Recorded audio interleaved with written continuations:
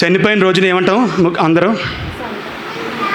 Clarity correct వాటి కాదు. చనిపోయిన రోజున మనం చేస్తాం ఏమంటాం వర్ధంతి. రాజకీయ నాయకులు చనిపోయినా మన ఇంట్లో చనిపోయినా 23వ వర్ధంతి, 5వ వర్ధంతి ఇలా మనం చూస్తూ ఉంటాం. కానీ భూమి మీద పుట్టిన ఒకే ఒక వ్యక్తి, ఆ వ్యక్తికి ఏంటంటే గుడ్ ఫ్రైడే, మంచి శుక్రవారం. ఏంటి మంచి అంటే ఆయన మానవ శరీర ఆకారంతో లోకానికి వచ్చినారు అని చెప్పినట్టు. అది అందరిలాగా ఆయన చనిపోతే అది మనకు మంచిది కాదు. ఎందుకంటే అందరిలాగా చాలామంది దేవత అన్నవారు వచ్చారు, దేవుళ్ళు అందరూ వచ్చారు, చాలామంది వచ్చారు, చనిపోయారు కానీ తిరిగి రాలేదు. కానీ ఈయన ముందుగానే మనకు మాట చెప్పారు, చనిపోయి తిరిగి 3వ దినమైన సజీవిగా లేచిన రోజు లేచారు కాబట్టి ఇది మనకి శుభ శుక్రవారం. అంటే ఆయన చనిపోయి ఈరోజే, అలాగే చనిపోయిన సమాధిలో లేడు, తిరిగి 3వ దినం ఆయన లేచినారు కాబట్టి మనం దీన్ని శుభ శుక్రవారంగా ఉన్నాం. ఎందుకంటే ఆయన చనిపోకపోతే మనకి రక్షణ అనేది లేదు. ఆయన మరణించకపోతే మనం ఇంకా పాప ఊపిలను మనందరం పడి ఉందుము.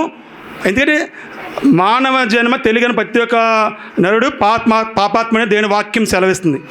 ఆదాము మొదలుకొని భూమి మీద పుట్టిన ప్రతి ఒక్క మనిషి కోసం ఆయన చేశారు, సర్వ మానవాళి కోసం ఆయన రక్తం ద్వారా మన కోసం ఆయన కలువరి శిలువలో బలియాగని దేవుని వాక్యం సెలవిస్తుంది.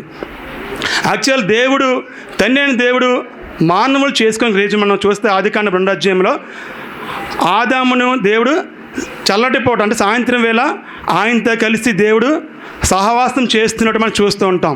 ఆదికాండం మనకి ఏదో ఒక అధ్యాయము 2 వచనాలతో మనకి అనుకుంటాం, కానీ కొన్ని 100 సంవత్సరములు ఆదాము అవ్వతో దేవుడు సహవాసం చేస్తున్నట్టు ఆయనతో వాళ్ళతో జీవిస్తున్నట్టు మనం చూస్తాం. దేవునికి ప్రణాళిక ఏంటంటే మానవులు చేయడానికి ఉద్దేశం వాడితో కాపురం అంటే ప్రకటన ఉంటుంది, దేవుడు ఆయనతో కాపురం ఉండేను, వాళ్ళతో నివాసం చేశాను. అంటే దేవుడు ప్రణాళిక ఏంటంటే మానవులు చేయడానికి ఉద్దేశం వాళ్ళతో సహవాసం చేయడానికి, వాళ్ళతో జీవించడానికి.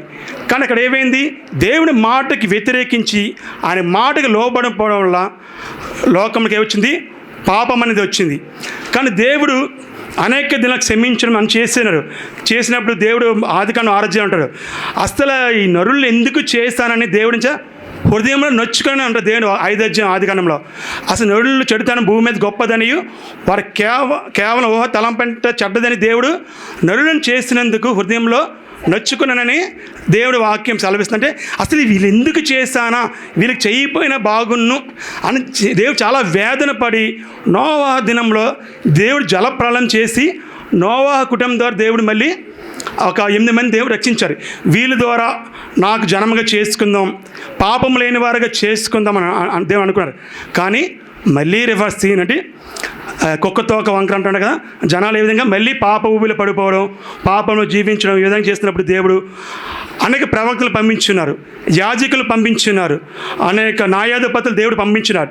వీళ్ళు పాపం నుండి విడిపించడానికి, పాపము నుండి రక్షించడానికి దేవుడు అనేక ప్రణాళికలు చేస్తారు. మన పాతకాలం చూస్తున్నట్టే ఎవరైనా పాపం చేసినప్పుడు వెళ్ళి దేవుని మందిరంకి వెళ్ళి ఆవరణలోకి వచ్చి నేను పాపం చేశాని ఒక గొర్రె పిల్లని వధిస్తారు, లేదా పాపం చేశాని ఒక పావురం పిల్ల, నా పాపం అంతా ఈ జంతువు మీద ఉండిపోయినని ప్రార్థన చేసి బలిస్తారు. అంటే అది అయిపోయింది. మళ్ళీ వెళ్ళి నార్మల్గా మళ్ళీ పాపం చేసేవారు. ఇది క్రమం అయిపోయింది. మళ్ళీ పాపం చేయడం, రావడం, బలి ఇవ్వడం, మళ్ళీ వెళ్ళి పాపం చేసుకోవడం, రావడం, బలి ఇవ్వడం, ఈ క్రమం అయిపోతుంది. కానీ సరైన సొల్యూషన్ అక్కడ దొరకడం లేదు. ఇంక జనాలు ఇంక విచ్చలవిడికి తిరుగుతున్న పాపాలని దేవుడికి చిరాకేసి ఆయనకి ఇంకా ఇష్టం లేక మాట్లాడే మనిషి నరులుదంట. మనం చూస్తే మత్తయి నుంచి మలాకి నుంచి మత్తయి చూస్తే 400 సంవత్సరం దేవుడు ఎవరితో మాట్లాడేది. దాని చీకటి కాలం, డార్క్నెస్ అంటారు. అంటే దేవుడు మాట్లాడినప్పుడే లోకంలో పాపం ఇంత ప్రబలుతూ నశించిపోయిన వారు. యోహాను సువార్త 3 భాగాలు చూస్తే దేవుడు లోకం ఎంతో ప్రేమించును, అద్వైత కుమారుని పుట్టాడు విశ్వాస పత్తివాడును అని దేవుడు వాక్యం సెలవిస్తుంది. ఆయన కుమారుని లోకంలో దేవుడు పంపించి సర్వ మానవుల పాపాలని విడుదల పొందిన దేవుడు మనకి అనుగ్రహించాడు. మనం ముందుకు చూస్తుంటే 4వ మాట, అంతవరకు మనం 3 మాటలు విన్నాం. క్షమించేది దాని గురించి, పరదేశుల గురించి, అమ్మ అది కుమారుడికి తెలియ అప్పగించున్నాం. ఈ 3 మాటలు ఒక విధైతే చివరి 4 మాటలు అది 3 మాటలకు టైం లిమిట్ ఉంటుంది. కానీ మన చివరి 4 మాటలు చూస్తే దానికి టైం లిమిట్ ఉంటుంది. అంటే జస్ట్ కొన్ని సెకండ్లో ఈ 4 మాటలు మాట్లాడుతున్నాడు. మన బైబిల్ చూద్దాం. ఒకసారి చూద్దాం. మత్తయి సువార్త 27వ అధ్యాయం 46వ వచనం చూస్తే, మత్తయి సువార్త 27:46, ఇంచుమించు 3 గంటలప్పుడు యేసు ఏలి ఏలి లామా సబక్తాని దగ్గరగా కేక వేసెను. ఆ మాటకు నా దేవా నా దేవా నన్నెందుకు చేయి విడిచిదవని అర్థము. అక్కడ ఏంటంటే ఇంచుమించు 3 గంటలు, అంటే జస్ట్ నీకు ఎంత సమయం లేదు ఆయన ఆత్మను తండ్రికి అప్పగించడానికి. జస్ట్ ఈ కొన్ని సెకండ్లు వెళ్తే 4 మాటలు మనం చూస్తుంటాం. అంటే నా దేవా ఎందుకు నా చేయించింది అంతవరకు చూస్తుంటే అన్ని వచనాలు అన్ని సువార్తని, నేను తండ్రి ఏకమై ఉన్నాను, నేను లేకుండా తండ్రి లేకుండా నేను లేను అని సంబంధించిన వ్యక్తి, అన్నిదిగా తండ్రిని చూసే వ్యక్తి ఇక్కడ మాత్రం దేవా నన్ను ఎందుకు చేయి విడిచిదమని ఈ మనం ప్రవచనం చూస్తున్నట్లయితే, అంటే ప్రవచనం లేఖనం నెరవేరాలని వాక్యం సెలవిస్తుంది. ఈ ప్రవచనం మనం చూస్తున్నట్లయితే కీర్తన గ్రంథం 22వ కీర్తన మొదటి వచనం చూస్తున్నట్లయితే, నా దేవా నీవు నన్నేల వీడనాడుతివి, నన్ను రక్షింపక నా అర్థధ్వని వినక నీవేళ దూరముగా నున్నావు.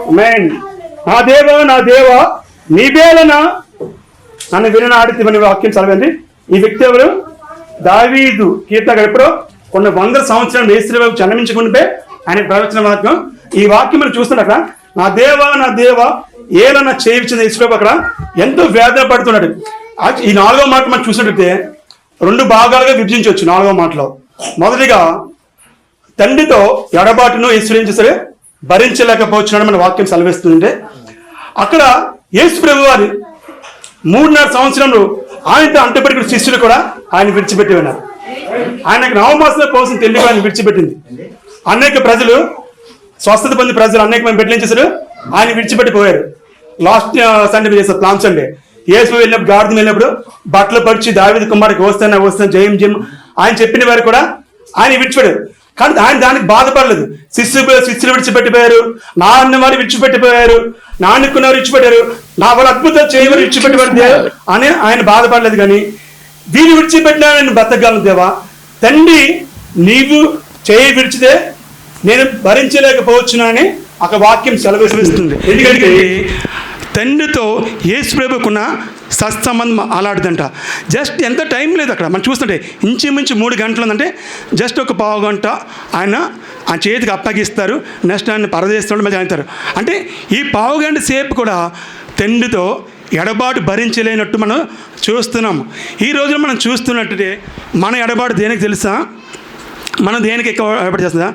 ఎవరో మనతో మాట్లాడబడితే ఈయన ఉన్నాడే 3 రోజులు నాకు ఫోన్ చేయలేదు, ఇంకా ఫోన్ చేయలేదేటి, ఇంకా ఫోన్ చేయలేదు, దానికి మనం ఏం చేస్తాం? వేదన పడతాం, ఫోన్ చూస్తాం. 3 రోజులైంది గుడ్ మార్నింగ్ చెప్పి గుడ్ నైట్ చెప్పి 3 రోజులైందని 10 సార్లు మనం ఫోన్ చేస్తూ మన ఎడబాటు అదే ఉంటుంది. లేకపోతే దేవుని సన్నిధికి ఒక్కసారి మనం ఆలోచిస్తామా? ఎప్పుడైనా మనమందరి జీవితంలో ఎప్పుడైనా ఆలోచించమా?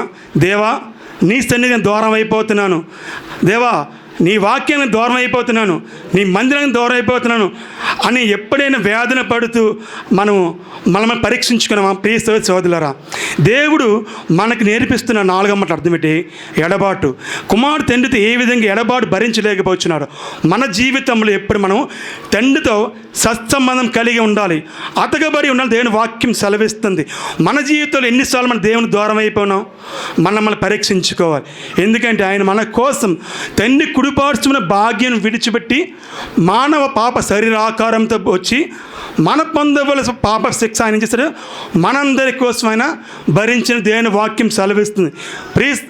ప్రియమైన దైవ సంగమా, ఈరోజు దేవుడు మనతో మాట్లాడుతున్నమాట అంటే మనం ఏ విధంగా ఉన్నాం మనం పరీక్షించుకున్నాం. ఎందుకంటే ఇంతవరకు 2-3 సార్లు కరెంట్ పోయినప్పుడు ఏం చేస్తాం? చాలా చిరాకు మన అందరికీ, గాలి లేదని 1 నిమిషం ఉండలేపాం, లేకగానే వాటర్ తానికి వెళ్తాం, వాష్రూమ్కి వెళ్తున్నాం. ఇలా చేస్తున్నాం. మనము యేసు ప్రభువాన్ని మనం చూస్తే 9 గంటల మార్నింగ్ 9 గంటల నుంచి మధ్యాహ్నం 3 గంటల వరకు ఏం చేస్తాడా? సిలువ వేసిన దేవుని వాక్యం సెలవిస్తుంది. అంటే 6 గంటల సేపు ఆయన మండు ఎండ, మధ్యాహ్న కాల సమయము ఎండకి భూమికి ఆకాశానికి మధ్యన 3 మేకుల మీద ఆయన సిలువ వేలాడుతున్న మనం చూస్తున్నాం. యాక్చువల్ మనం చూడండి, ఎప్పుడైనా మనకి ఎప్పుడైనా దెబ్బ తగిలినప్పుడు ఒక విధంగా ఉంటుంది. ఆ దెబ్బ పడినప్పుడు బాగా దెబ్బ తగిలినప్పుడు ఎండలోకి వెళ్ళండి, ఆ ఎండ మంటకి దెబ్బ ఇంకా చురు అని మనకి ఏదో విధంగా ఉంటుంది. అలాంటి యేసుప్రభు వారు 39 కోటా దెబ్బలు, అనేక పిడిగి గుద్దులు, అనేకమైన కోటా దెబ్బలతో పాటు రక్తంతో ఆ ఎండలో అతను ఎంత వేదన భరిస్తున్నప్పుడు కూడా మారుమోడగా పలకలేదు. గొర్రె ఏ విధంగా మౌనంగా ఉంటుందో అదే విధంగా ఉన్నారు. 39 కోటా దెబ్బలు కొట్టినప్పుడు ఆయన మౌనంగా ఉన్నారు. ఆయన మొక్క మీద ఉమ్మి వేసినప్పుడు మౌనంగా ఉన్నారు. కానీ ఇవన్నీ ఒకేదైతే, దేవా ఇవన్నీ నేను భరించగలగని నీ ఎడబాటు నేను భరించలేకపోవచ్చునని దేవుడు వాక్యం సెలవిస్తుంది. ఈనాడు మన జీవితంలో కూడా మనకి తండ్రితో ఎడబాటు కాకుండా ఆయనతో సత్సంబంధం కలిగిన వారిగా దేవుడు ఉన్నారని దేవుడు మన వాక్యం మనకి సెలవిస్తుంది. రెండవ భాగం చూస్తే అసలు దేవుడు కుమారుని ఎందుకు చెయ్యి విడిచిపెట్టారు? ఎందుకంటే ఆయన తన ప్రియ కుమారుడు లోకంలో దేవుని ప్రణాళికలు నెరవేర్చడానికి వచ్చిన వ్యక్తిని, అసలు యేసు ప్రభువాన్ని తండ్రి అయిన దేవుడు ఎందుకు చెయ్యి విడిచిపెట్టి ఉన్నారంటే ఒకసారి మనం చూద్దామా? యెషయా గ్రంథము ఇందాక చదివి వచ్చినంలే. యెషయా గ్రంథం 53:10 ఉంటుంది.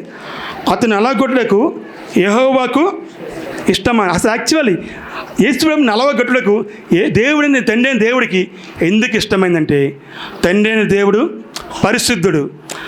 ఆయన పరిశుద్ధుడు కాబట్టి చెడుతనము, పాపం అనేది ఆయన యొద్ద నిలవనేరదు. పాపం అనేది ఆయన యొద్ద చోటు లేదు. ప్రేమైన దైవ సంగమా, ఈరోజు ఎప్పుడైతే యేసుప్రభు వారు అర్ధరాత్రి వేళ ఆ బంట్రోట్లు కాపలదారులు ఎప్పుడైతే గెత్సేమనే తోటలో యేసు ప్రభువాన్ని పట్టుకున్నారో అప్పుడు ఆ క్షణమే తండ్రి అయిన దేవుడు ప్రభుని యేసుక్రీస్తు వారు చేయి విడిచిపెట్టుగా మనం చూస్తున్నాం.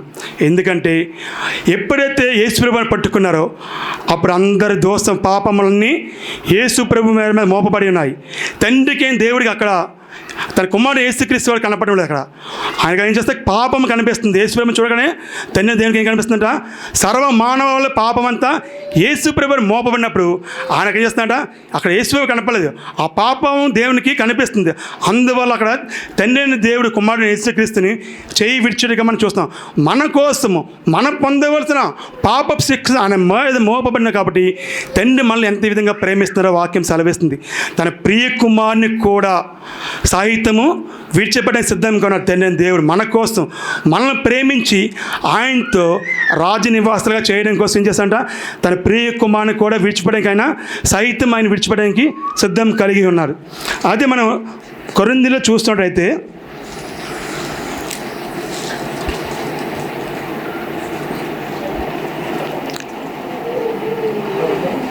2 కొరింథీ 5:21 చూసినట్టయితే,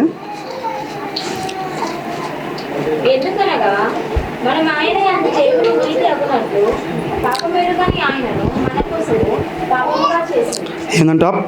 మనమైన దేవుని నీతి అగినట్లు పాపమెరగని ఆయనను మన కోసం, మనందరి కోసం, అంటే మన దేవుని సన్నిధిలో నీతిమంతులుగా తీర్చబడాలని, దేవుని సన్నిధి మనందరం నిర్దోషులుగా నిలవబడవాలని దేవుడు ఏం చేశారా?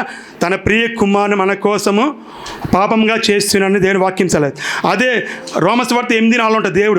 దేవుడు తన సొంత కుమారుని మానవ పాప శరీరాకారంతో లోకమును పంపి ఆయన శరీరం అందు పాపమునకు శిక్ష విధించిన దేవుని వాక్యం సెలవిస్తుందంటే, మన కోసం తన ప్రియ కుమారుని మన పొందవలసిన పాపపు శిక్ష అంటే ఆయన మీద మోపబడి ఉంది. ప్రియమైన దైవ సంగమా, ఒక్క క్షణం మనం ఆలోచిద్దామా? మనం ఎవరైనా చిన్న మాటలంటే భరించలేని మనము, చిన్న దెబ్బ అంటే భరించలేని మనము, ఒక్క సిలువ వేస్తుంటే భరించగలమా? మనం చేసిన పాపానికి సిలువ, ఇప్పుడు మనం కృపకమన్నారు, కృప నువ్వు తప్పు చేస్తావు కదా నీకు సిలువ వేస్తాను అంటే, అది నేను చేసిన తప్పుకే, నేను చేసిన పాపానికే నాకు సిలువ వేస్తారు. ఆయన సరే నేను భరించాను. నేను చేసిన పాపానికే నేను భరించలేకపోతుంటే ఆయన యేసుప్రభు వారు సర్వ మానవాల పాపానికి శిక్ష ఏ విధంగా భరించాలనుకుంటా ఒకసారి ఆలోచించండి. అనుకోవచ్చు ఆయన దేవుని కుమారుడే కాదు అనుకోవచ్చు, కానీ ఆయన వచ్చింది దేవుని కుమారుడుగా రాలేదు. ఆయన వచ్చింది మానవ శరీరాకారంతో లోకంలోకి వచ్చిన ఆయన మానవుని పది ప్రత్యేక దెబ్బలు ఆయన పొందినారు. మానవలసి ప్రతి ఒక్క అవసరం తీర్చుకున్న దేవుని సంగమా, ఆయనకి ఆకలి వేసింది, ఆయనకి నిద్ర వచ్చింది, ఆయనకి మనలాగా అన్ని అవసరతలు ఉన్నాయి. ఆయనకు చాలా మంది ఆయన దేవుని కుమారుడు కదా, ఆయన భరించినాడు, ఆయనకేమి తండ్రి ఆయన సహాయం చేస్తున్నాడు అందరికీ. కానీ తండ్రి ఆయనకి సహాయం చేయలేదు. ఎప్పుడైతే కుమారుడు యేసుక్రీస్తు వారు సిలువకు అప్పగింపబడి ఉన్నారో తండ్రి చేతిని విడిచిపెట్టినారు. ఒకసారి ఆలోచిద్దాం మనందరం. మన ప్రియులు, మన పిల్లల్ని ఒకసారి మనం ఎప్పుడైనా ఊర్లో వెళ్తుంటాం, ఎప్పుడైనా జర్నీలు చేస్తుంటా, ట్రైన్ జర్నీ చేస్తున్నప్పుడు మన పిల్లల్ని మనము కావాలని ఇష్టం లేకుండా తల్లిదండ్రులు ఎవరైనా ఒక్కసారి ఆలోచించండి. ఇష్టం లేకుండా జన సమూహంలో పిల్లల్ని తల్లిదండ్రులు విడిచిపెట్టినప్పుడు వెళ్ళిపోయినప్పుడు ఆ పిల్లల వేదన చూడండి, ఒకసారి ఆలోచించండి. వాళ్ళకి తెలియపోతే వేరా, వాళ్ళ తల్లిదండ్రులు ఆ పిల్లల్ని మర్చిపోయారు అనుకుంటే అది వేరా. ఆ పిల్లలకి తెలిసి నా తల్లిదండ్రులు నన్ను కావాలని విడిచిపెట్టారు, నేనంటే ఇష్టం లేకుండా నన్ను విడిచిపెట్టారంటే అని పిల్లలు మనసులో ఉన్నప్పుడు ఆ పిల్లల వేదన ఆలోచించండి, ఎంత బాధపడతారు. నా అమ్మ నాన్న నన్ను ఎందుకోసమే కన్నారా, నన్ను ఎందుకు విడిచిపెట్టారు, అలా నన్ను ఎందుకు కన్నారు అని ఆ పిల్లలు ఎంత వేదన పడతారో ఒకసారి ఆలోచించండి. మానవగా మా ఆలోచన మనం ఈ విధంగా కలిగి ఉంటే అసలు దేవుని పని కోసం ఆయన్ను కుడిపార్శ్వం దేవుని సమానంగా ఉండవలసిన వ్యక్తి, మన కోసం దేవుడు యొక్క భాగ్యాన్ని విడిచిపెట్టిన వ్యక్తి, వచ్చి మనందరూ రక్షించుకొని వచ్చిన వ్యక్తి వచ్చినప్పుడు తండ్రి కుమారుడు చేయి విచ్చినప్పుడు అంత వేదన పడుతూ ఒకసారి ఆలోచిద్దాం. ఎంత మదన పడొచ్చు ఒకసారి ఆలోచిద్దాం. ప్రేమైన దైవ సంగమా, ముందు రోజు మనం చూస్తున్నట్టే గెత్సెమనే తోటలో ఆయన ఆతృతతో పడి చెమటపు రక్తపు దారవలే వస్తున్నట్టు దేవుని వాక్యం సెలవిస్తుంది. ఆయనకు ముందుకు కనిపిస్తాయి సిలువ శ్రమలు ఆయనకు కనిపిస్తున్నాయి. ఆయన సిద్ధపడి ఇష్టపూర్వకంగా వచ్చినారు, ఆయన సిలువ మన పొందడానికి వచ్చినారు. కానీ అక్కడ ఏం చేస్తున్నా, సహించడానికి కూడా కొంచెం హద్దు ఉంటుంది. చాలా మంది అంటే వాక్యం సామాన్యంగా ఉంటుంది, సంథింగ్ ఏముంటుంది, సహనానికి కూడా ఒక హద్దు ఉంటుంది అంటారు. ఆయన సహించారు. కానీ ఎంత సహించినా అక్కడ తండ్రి యొక్క ఎడబాటును భరించలేకపోవచ్చు. అయ్యో దేవా, తండ్రి నీ చిత్తం నెరవేర్చాలని వచ్చినాను, నీ చిత్తం నెరవేరుస్తున్నాను, నువ్వు నాకు అప్పగించే ప్రతి ఒక్క పని నేను సంపూర్తిగా చివరి వరకు సంపూర్తిగా నెరవేరుస్తున్నాడు. మనం ముందు మాట విన్నాం. ఆఖరికి సిలువ మీద కూడా తండ్రి యొక్క నెరవేర్పు చేశాడు. కుడివైపు దొంగ ఏం చేశాడు, రక్షించడం మనం చూస్తున్నాం. ప్రేమైన దైవ సంగమా, ఈరోజు దేవుడు మనతో మాట్లాడుతున్న మాట ఏంటి, 4వ మాటలో తండ్రితో ఎడబాటు కలిగి ఉండకూడదు దేని వాక్యం సెలవిస్తుంది. తండ్రితో మనకి సత్సంబంధం కలిగి ఉండాలి. ఎందుకంటే మనం పరీక్షించుకుందాం. మన దేవుని నమ్మకి ఎన్నో సంవత్సరాలు అవుతుంది, మన దేవుని ఎందుకు భావించక ఎన్నో సంవత్సరాలు అవుతుంది, ఎన్నో తరాలు ఎన్నో వారాలు దేవుని సన్నిధి విడిచిపెట్టామేమో, ఎంతకాలం దేవుని సన్నిధి దూరం అయిపోతున్నామేమో. ఈ క్షణం మనం శుద్ధీకరణ చేసుకుందాం, మనం పరీక్షించుకుందాం. తండ్రి దేవా క్షమించయ్యా, ఇంతవరకు నీ దూరం అయిపోతున్నానేమో, ఇంతకాలం నిన్ను విడిచి దూరంగా వెళ్ళిపోయిన దేవా నాకు క్షమించు, ఈ క్షణమైన దేవా నీకు అత్తకపడతాను, నీతో నేను జీవిస్తానని మనము పరీక్షించుకుందాం. ఈ దినం గుడ్ ఫ్రైడే, దేవుడు మన కోసం సులువుగా మరించిన దినం. ఈరోజు మనం చూద్దాం, మన సంఘంలో అనేక బిడ్డలు దేవుని సన్నిధికి రాలేకపోతున్నాడు. ప్రియమైన దైవ సంఘమా, ఇది బాధతో చెప్తున్న మాట, ఎంతో వేదనతో చెప్పు మాట. ఎందుకంటే మిగతా రోజులు వేరే, మిగతా దినాలు వేరే. ఆయన మన కోసం బలిగా అర్పించిన ఈ దినం కూడా దేవుని సన్నిధి కనీసం 3 గంటలు మనం రాలేకపోతున్నామంటే, ఆయన సన్నిధిని నిలబడలేకపోతున్నామంటే ఇంకా మనం పరీక్షించుకోవాలి. ఎందుకంటే కొన్ని సంఘాలు అయితే ఉదయం 9 గంటల నుంచే ఉంటాయి కంపల్సరీ. ఆయన సిలువకు అప్పగించే 9 గంటల నుంచి 3 గంటల వరకు అలా ప్రార్థనలు వాక్యాలు అలా జరుగుతూనే ఉంటాయి. మనకి మన సమయం బట్టి, మనకి సమయం అనుకూలం బట్టి మనకి ఇక 11 గంటలు, 11 నుంచి 3 గంటలు, మా అయితే 3 అవర్స్, 3 గంటలు మన దేవుని సన్నిధిలో నిలబడలేకపోతున్నాం. ఫ్యాన్ కింద చీకటి నీడలో కూడా దేవుని వాక్యం మనం వినలేకపోతున్నాము. మనం పరీక్షించుకుందాం, మనం శుద్ధీకరించుకుందాం. ప్రేమైన దైవ సంగమా, దేవుడు ఈరోజు నీతో నాతో మాట్లాడుతున్నాడు. తండ్రితో ఎడబాటు భరించలేని యేసురాజు, అలాంటి ఎడబాటు మనకు కలగకూడదు. మనం ఎప్పుడు తండ్రితో సత్సంబంధం కలిగి ఉండాలి. ఆయనతో జీవించాల వాక్యం సెలవిస్తుంది. ఆయన మన కోసము, మనందరి కోసము తండ్రి అని దేవుని కుమారునిగా బలిగా అర్పించాడు. ఆ అర్పణలో దేవుడికి మనమంతా ఎంత ప్రేమని కనిపిస్తుంది. దేవుని మనల్ని ఎంతగా ప్రేమిస్తున్నారో ఆ మాటలో కనిపిస్తుంది. ఆయన కుమారుని కంటే మనల్ని దేవుడు ఎంతగానో హెచ్చిస్తున్నాడు, మనల్ని ప్రేమిస్తున్నారు. ఆమేన్. ఈ చిన్న మాటలు దేవుడు దీవించిన, తప్పుంటే క్షమించండి.